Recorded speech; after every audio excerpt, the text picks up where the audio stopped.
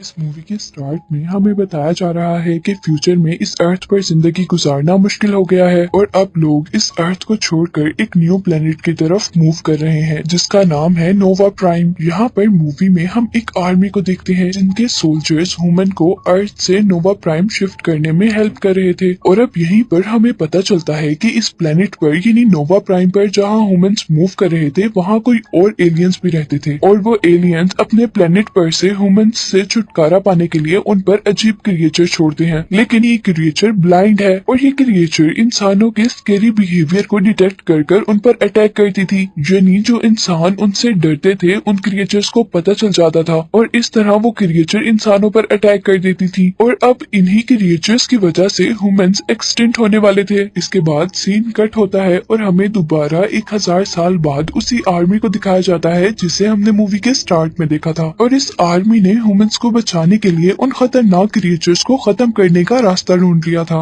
इस आर्मी का कमांडर जिसका नाम साइफर है उसने इन क्रिएचर्स को मारने की एक टेक्निक ढूंढी थी और उसका नाम घोस्टिंग रखा था। इस टेक्निक का यूज करते हुए बगैर डरे उनके पास जाता था तो वो क्रिएचर्स उन्हें डिटेक्ट नहीं कर पाती थी और ऐसे उन क्रिएचर्स के कंप्लीट ब्लाइंड होने पर वो लोग उन क्रिएचर्स को मार दिया करते थे। अब नेक्स्ट सीन में हमें कुछ टीनेजर्स को दिखाया जाता है जो कि रेंजर्स बनने के लिए इंसानों के न्यू प्लेनेट यानी नोवा प्राइम पर ट्रेनिंग ले रहे थे। और इन्हीं बच्चों में अब हम एक लड़के को देखते हैं जिसका नाम किटाई है और यहीं पर हमें बताया जाता है कि ये बच्चा किटाई कमांडर साइफर का बेटा है जिसके बारे में मैंने आपको बताया था कि उसने उन क्रिएचर्स को मारने वाली टेक्निक यानी घोस्टिंग को ढूंढा था और उसी की वजह से अब इस प्लेनेट पर इंसानों की लाइफ सेफ थी। किटाई एक रेंजर बनने के लिए बहुत ज्यादा एम्बिशियस था क्योंकि उसकी बहन उसको बचाते हुए उन क्रिएचर्स के हाथों मारी गई थी और इसीलिए वो बची हुई क्रिएचर्स से लड़ने के लिए और अपनी सिस्टर का बदला लेने के लिए एक रेंजर बन रहा था। लेकिन एवोल्यूशन डे पर किटाई को बताया जाता है कि वो अपनी बैड परफॉर्मेंस की वजह से एज ए रेंजर सिलेक्ट नहीं हो पाया और इस वजह से अब किटाई बहुत ज्यादा अपसेट हो जाता है। इसके बाद हम किटाई के फादर को देखते हैं जो कि अपने मिशन से वापस अपने घर आए थे। यहाँ साइफर अपनी वाइफ से मिलता है और डिनर के दौरान साइफर अपने बेटे किटाई से पूछता है कि तुम्हारी ट्रेनिंग का क्या बना और इस बात पर किटाई जवाब देता है कि वो एज ए रेंजर सिलेक्ट नहीं हो पाया। लेकिन जैसे ही साइफर किटाई से ये कहता है कि उसे और मेहनत करनी चाहिए तो इस बात पर किटाई को बहुत ज्यादा गुस्सा आ जाता है और वो खाना छोड़कर यहाँ से जाने वाला होता है कि साइफर किटाई को यहाँ पर रोकता है। डिनर के बाद साइफर अपनी वाइफ को बताता है कि वो अब अपने लास्ट मिशन पर जा रहा है कुछ रेंजर्स को ट्रेनिंग देने के लिए और इसके बाद वो अपनी जॉब से रिटायरमेंट ले लेगा। और यहाँ साइफर की वाइफ उसे कहती है कि तुम्हें किटाई को अपने साथ लेकर जाना चाहिए ताकि वो ये सीख सके कि एक रेंजर कैसे बना जा सकता है। और यहीं पर वो साइफर को ये भी बताती है कि किटाई अभी तक अपनी सिस्टर की डेथ का ब्लेम अपने आप को देता है। अब नेक्स्ट डे हम देखते हैं कि साइफर और किटाई अपने नेक्स्ट मिशन के लिए तैयार थे और उनके जाने से पहले साइफर के पास एक रेंजर आता है जिसकी एक टांग नहीं थी और वो रेंजर अपनी एक टांग पर ही खड़े होकर साइफर को सल्यूट करता है क्योंकि जंग के दौरान साइफर ने उसकी जान बचाई थी। और अपने फादर की इतनी रिस्पेक्ट देखकर किटाई को बहुत अच्छा फील होता है। यहीं पर हम देखते हैं कि रेंजर्स उस क्रिएचर को अपनी शिप में लोड कर रहे थे ट्रेनिंग पर्पस के लिए। वो स्पेस शिप नोवा प्राइम से एक न्यू प्लेनेट के लिए टेक ऑफ करती है और रास्ते में साइफर अपने बेटे किटाई से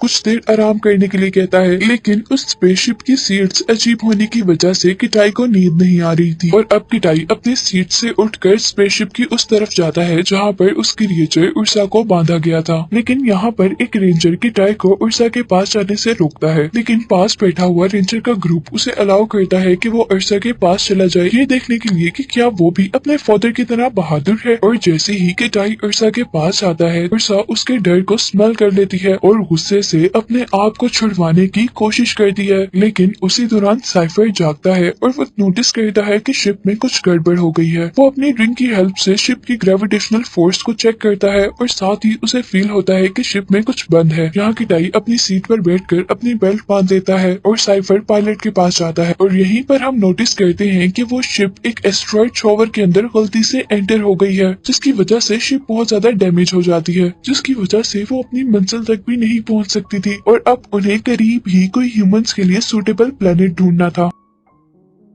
पायलट के सर्च करने के बाद उन्हें करीबी प्लेनेट अर्थ नजर आता है, लेकिन साइफर को अर्थ सेफ नहीं लग रहा था क्योंकि ह्यूमंस के यहाँ से चले जाने के बाद वो एक ऐसा प्लेनेट था जहाँ पर कुछ भी नहीं था। लेकिन क्योंकि उनके पास कोई और रास्ता नहीं था, इसीलिए उन्हें अर्थ पर लैंड करना पड़ता है। अब शिप अर्थ की तरफ बहुत तेज स्पीड से बढ़ रही थी और यहाँ पर साइफर अपने बेटे किटाई के पास आता है, जो कि बहुत ज्यादा घबराया हुआ था और उसे अब बहन के मरने का सीन याद आ रहा था। यहाँ साइफर अपने बेटे को काम डाउन करता है और उसी दौरान शिप बहुत ज्यादा स्पीड होने की वजह से टूट जाती है। सभी लोग शिप से बाहर गिर जाते हैं और क्योंकि किटाई ने सीट बेल्ट बांधी हुई थी, वो सीट पर ही रहता है और उसी क्रैश लैंडिंग के वक्त किटाई भी बेहोश हो जाता है। और आखिर अब ह्यूमंस 1000 साल बाद अपने घर वापस अर्थ पर आए थे। किटाई अब होश में आकर अपने इर्द गिर्द रेंजर्स की डेड बॉडीज देख रहा और वहीं पर उसे अब साइफर की बॉडी भी मिलती है। किटाई उसे हक करता है, लेकिन कुछ ही देर में किटाई बहुत ज्यादा सरप्राइज हो जाता है जब साइफर को होश आ जाता है। अब अच्छी बात तो ये थी कि साइफर अभी तक जिंदा था, लेकिन बुरी बात ये थी कि उसकी दोनों टांगे बहुत बुरी तरह इंजर्ड थी। यहाँ साइफर किटाई से पूछता है कि कितने लोग जिंदा हैं और तब किटाई साइफर को बताता है कि हमारे अलावा यहाँ पर सब मर चुके हैं। और वो साइफर को ये भी बताता है कि शिप का वो पार्ट जिसमें अर्सा को कैद किया हुआ था वो भी गायब है। और यहाँ साइफर को लग रहा था कि वो क्रिएचर शायद इस एक्सीडेंट में मर गई होगी, लेकिन वो किटाई को केयरफुल रहने को कहता है। साइफर किटाई को एक कम्युनिकेटर के बारे में बताता है जिसका नाम बीकन है और वो नोवा प्राइम पर इमरजेंसी की सूरत में रेस्क्यू सिग्नल्स पहुंचाने के काम आता था। लेकिन वो लोग ये देखकर डिसअपॉइंट हो जाते हैं कि बीकन पूरी तरह डैमेज हो गया था। अब किटाई साइफर को कंट्रोल पैनल तक लेकर जाता है, जो कि लकीली अभी तक वर्क कर रहा था। और इस कंट्रोल पैनल से साइफर दूसरे बीकन की पोजीशन को ढूंढता है, जो कि शिप के दूसरे एरिया में था। और वो शिप का पार्ट क्रैश लैंडिंग के वक्त यहाँ से 100 किलोमीटर दूर गिरा था। वो लोग बीकन के बगैर कभी भी घर नहीं जा सकते थे और अब हर हाल में उन्हें वो बीकन हासिल करना था। और क्योंकि साइफर की दोनों लेग्स इंजर्ड थी और वो चल नहीं पा रहा था, इसीलिए ये सब काम किटाई को करना था। किटाई के लिए ये सब करना बिल्कुल भी आसान नहीं था, लेकिन साइफर उसे बताता है कि वो हर वक्त उसे कंट्रोल पैनल की हेल्प से देखता रहेगा। और इसी के साथ साइफर किटाई को इंस्ट्रक्शन देता है कि वो यहाँ की क्रिएचर यानी अर्थ की क्रिएचर से बच कर रहे, क्योंकि इन 1000 सालों में ये क्रिएचर जरूर इंसानों के लिए खतरनाक हो गई होंगी। अब साइफर किटाई को कम्युनिकेटर, वेपन और कुछ कैप्सूल्स देता है और इन कैप्सूल्स में एक ऐसा फ्लूइड था जो कि ऑक्सीजन को इनहेंस कर सकता था, क्योंकि इस टाइम अर्थ पर ऑक्सीजन बहुत ज्यादा लो थी, जिसकी वजह से सांस लेने में मुश्किल हो सकती थी। अर्थ की एटमॉस्फेयर खराब होने की वजह से अर्थ का क्लाइमेट भी बहुत ज्यादा खराब हो गया था। इसीलिए साइफर किटाई को ऐसी जगहों पर रहने को कहता है जो जगह थोड़ी गर्म हो, ताकि अर्थ की हीट उसे रात में वार्म अप रखे। किटाई के जाने के बाद साइफर अपनी लेग को चेक करता है, जो कि बहुत बुरी तरह डैमेज हो चुकी थी और अब बहुत ज्यादा दर्द होने की वजह से साइफर पेन किलर लेता है, जिसकी वजह से उसे नींद आ जाती है। लेकिन सोने से पहले साइफर कंट्रोल पैनल पर नोटिस करता है कि किटाई एक जंगल में पहुंच गया है, जहां से एक क्रिएचर उस पर अटैक करने वाली थी। साइफर जल्दी से उन क्रिएचर्स के बारे में किटाई को इन्फॉर्म करता है और उनसे दूर रहने को कहता है। और अब हमें किटाई को दिखाया जाता है जिसके पीछे एक जायंट मंकी था। किटाई उस मंकी से डरकर उस पर एक पत्थर फेंकता है, पर यहाँ अब किटाई पर मंकीज का ग्रुप अटैक करने वाला था, लेकिन किटाई जल्दी से वहाँ से भाग जाता है। साइफर किटाई को अपने कंट्रोल पैनल से डायरेक्शन गाइड कर रहा था और किटाई अपनी जान बचाने के लिए वहाँ से भाग रहा था। और आखिर वो मंकीज उसका पीछा छोड़ ही देते हैं जब वो एक रिवर में जंप करता है, लेकिन यहाँ से उसकी बॉडी पर एक पॉइजनस लीच अटैच हो जाती है। साइफर अभी भी कंट्रोल पैनल से किटाई को देख रहा था और वो किटाई को अब एंटीडोट लेने को कहता है। किटाई जैसे ही वो एंटीडोट अपने अंदर इंजेक्ट करता है तो वो उसी टाइम बेहोश हो जाता है।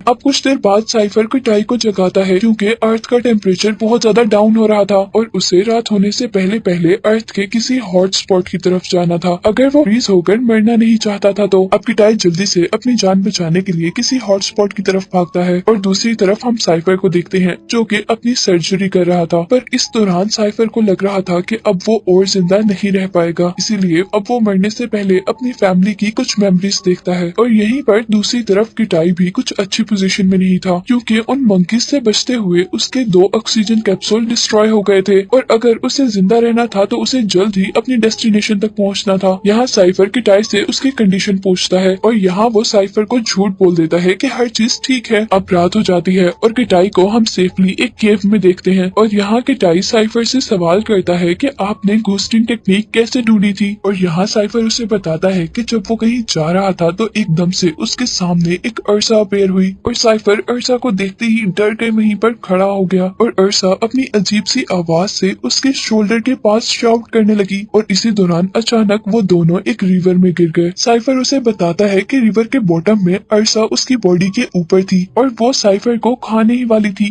उस टाइम मैंने अपनी डेथ को एक्सेप्ट कर लिया और इसीलिए मेरे माइंड से सारा डर खत्म हो गया। और क्योंकि साइफर का डर खत्म हो गया था तो अर्सा उसे देख नहीं पाई और साइफर ने इजीली उसे मार दिया। और यहाँ अब किटाई को पता चल गया था कि ट्रिक सिर्फ ये थी कि उन्हें डरना नहीं था। किटाई अपने फादर की स्टोरी सुनते सुनते ही सो जाता है। नेक्स्ट मॉर्निंग अब किटाई अपनी जर्नी कंटिन्यू करता है और दूसरी तरफ साइफर को अर्सा की प्रेजेंस फील होती है और यहीं पर किटाई अब एक हाई वाटरफॉल तक पहुंचता है जिसे क्रॉस करने के बाद ही वो अपनी डेस्टिनेशन तक पहुंच सकता था। इस पॉइंट पर आकर साइफर किटाई से पूछता है कि उसके ऑक्सीजन कैप्सूल्स कितने हैं और किटाई उसे ये बताते हुए बहुत एम्बेरस होता है कि उसके पास सिर्फ 2 कैप्सूल रह गए थे। और अब साइफर किटाई को उसका मिशन वहीं पर छोड़ देने को कहता है। किटाई को इस टाइम वो वाकया याद आता है जब उसकी सिस्टर ने उसे अर्सा से बचाया था और अब वो बहुत ज्यादा दुखी हो गया था और गुस्से में वो अब साइफर से कहता है कि वो बुज़दिल नहीं है और यही कहते साथ ही वो उस वाटरफॉल से जंप कर देता है और जंप करते साथ ही वो अपने सूट को as a guide direction use कर रहा था। अब इससे पहले कि वो बॉटम तक पहुंचता है यहाँ पर एक बहुत ही बड़ा बर्ड उस पर अटैक कर देता है और इसी वजह से उसका कम्युनिकेटर भी टूट जाता है जिसकी वजह से वो साइफर से कांटेक्ट में था। कुछ देर बाद किटाई को एक बर्ड के नेस्ट में होश आता है और यहाँ पर किटाई के इर्द गिर्द छोटे छोटे चिक्स थे। किटाई जैसे ही उस नेस्ट से बाहर निकलता है तो एक लेपर्ड उस पर अटैक कर देता है। किटाई अपनी जान बचाने के लिए लेपर्ड से लड़ता है लेकिन इस लड़ाई के दौरान सारे ही चिक्स मर जाते हैं और अब किटाई उस बर्ड से बचने के लिए और अपनी जान बचाने के लिए वहाँ से भागता है। यहाँ दूसरी तरफ हम देखते हैं कि साइफर सैटेलाइट मॉनिटर से किटाई को ढूंढ रहा था लेकिन किटाई के मिलने के बजाय उसे 2 ऑफिसर्स मिलते हैं जो कि ट्री से लटके हुए थे और इससे उसे पता चला था कि वो अर्सा अभी भी जिंदा है। इस सब के बाद हम दोबारा किटाई को देखते हैं जो कि एक केव में आराम कर रहा था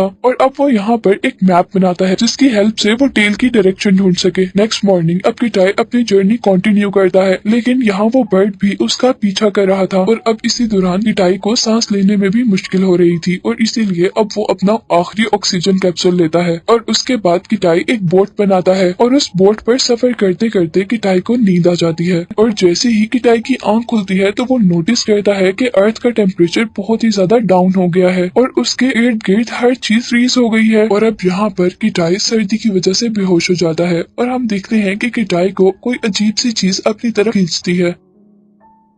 अब नेक्स्ट मॉर्निंग उसे पता चलता है कि उसे जो लग रहा था कि बर्ड उसके पीछे है उसी ने उसकी जान बचाई थी। किटाई उस बर्ड को थैंक्स करता है लेकिन यहाँ पर किटाई को पता चलता है कि वो बर्ड मर गया है। अपना टाइम वेस्ट किए बगैर किटाई आगे बढ़ता है और आखिरकार वो शिप की टेल तक पहुंच ही जाता है और यहाँ आकर वो सबसे पहले लिक्विड ऑक्सीजन को ढूंढता है और ऑक्सीजन लेने के बाद अब वो टेल के उस चैम्बर तक जाता है जहाँ पर उर्सा को कैद किया गया था लेकिन यहाँ वो देखता है कि उर्सा यहाँ पर नहीं है और अब आखिर यहाँ पर किटाई को बीकन भी मिल जाता है और यहीं पर वो साइफर से भी कांटेक्ट करता है लेकिन कुछ टेक्निकल इश्यूज की वजह से वो साइफर की बात नहीं सुन पा रहा था। लेकिन साइफर अब अपने बेटे को जिंदा जानकर बहुत ज्यादा खुश था। किटाई अब बीकन की हेल्प से रेस्क्यू टीम से कांटेक्ट करता है लेकिन एटमॉस्फेयर की वजह से बीकन वर्क नहीं कर रहा था। इसी दौरान हम देखते हैं कि अब किटाई को एक वोल्केनो दिखता है और किटाई डिसाइड करता है कि वो वहाँ पर जाकर बीकन को यूज करेगा लेकिन इससे पहले वहाँ पर उर्सा आ जाती है। किटाई उससे बचकर भाग रहा था लेकिन अर्सा कंटिन्यूसली उसके पीछे थी क्योंकि वो किटाई के डर को महसूस कर सकती थी और अब अर्सा किटाई को खाने ही वाली होती है कि किटाई पानी में जंप कर देता है और इस तरह वो कुछ देर के लिए अर्सा से बच जाता है और अब पानी से वो माउंटेन के ऊपर तक का सफर तय करता है। दूसरी तरफ अब हमें दिखाया जाता है कि साइफर भी अपनी इंजरीज की वजह से बेहोश हो गया था और किटाई भी अर्सा से डर रहा था और अब अर्सा के पास आने पर उसे अपने फादर के वर्ड्स याद आते हैं और अब जैसे ही किटाई अपनी डेथ को एक्सेप्ट करता है तो उसके अंदर से भी सारा डर खत्म हो जाता है और ऐसे उर्सा उसे भी ढूंढ नहीं पाती और अब वो उर्सा को मारने के काबिल हो जाता है। उर्सा को मारकर अपना बीकन यूज करता है और नोवा प्राइम तक रेस्क्यू सिग्नल्स पहुंचाता है और अब मूवी के लास्ट सीन में हम देखते हैं कि किटाई एक रेस्क्यू शिप में है और हर कोई यहाँ पर उसे अप्रिशिएट कर रहा है और दूसरी तरफ साइफर भी इसी रेस्क्यू टीम में एक बेड पर है और उसे उसकी इंजरीज के लिए ट्रीट किया जा रहा है और जैसे ही वो देखता है कि उसका बेटा उसके पास आया है तो वो अपने बेटे को रेंजर्स की हेल्प से खड़ा होकर सल्यूट करता है और अब यहीं पर साइफर और किटाई एक दूसरे के गले मिलते हैं और यही दिखाते हुए ये मूवी एंड हो जाती है।